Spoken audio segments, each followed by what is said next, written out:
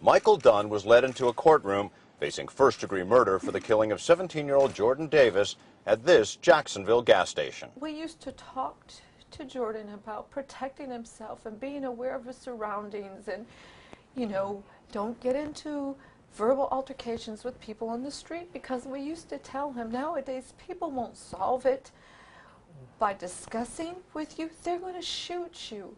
We used to tell him that, but we never imagined in a million years that it was going to happen. Davis was in this red SUV with 3 friends when Michael Dunn pulled up beside them and reportedly demanded they turn down their music. When they refused, Jordan Davis turned up the volume and Dunn reached in his glove box, pulled out a gun, and opened fire. The Davis family attorney. You got to be the better man and say, all right, you know, I need to get out of this situation, rather than what his last words were to the effect, you're not going to talk to me like that. Bang, bang, bang, bang, bang, bang, bang, bang, bang, bang. Bullet holes marked the SUV from the front, side, and back, showing how the SUV backed up and tried to get away as Dunn kept firing.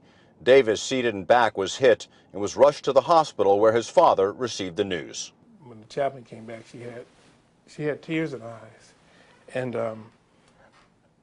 the first words out of the doctor's mouth was, "Mr. Davis, I'm sorry we could not revive." And Michael Dunn returned to his home where he was arrested the next day. He said he fired because he thought he saw a gun. And when you're relying on the killer and his recounting of the events, you're automatically starting without a reliable resource. We attempted to speak with Dunn's attorney. So now, as Michael Dunn hopes to convince a jury he felt justifiably threatened by the teens, Jordan Davis's parents see a bigger mission. You know, this is not just about Jordan. It's not just about Trayvon.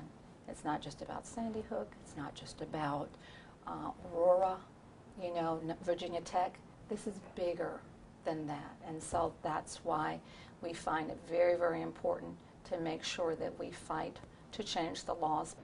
Now, in order to invoke the stand your ground defense, neither Dunn nor his attorney need to prove there was an actual threat to his safety. All they need to prove is that at the time he pulled the trigger, that he believed or felt there was a threat to his safety. The trial was to begin on September 23rd, but now, because of the number of witnesses that are expected to be called, that trial date has been delayed until both sides feel they're well prepared.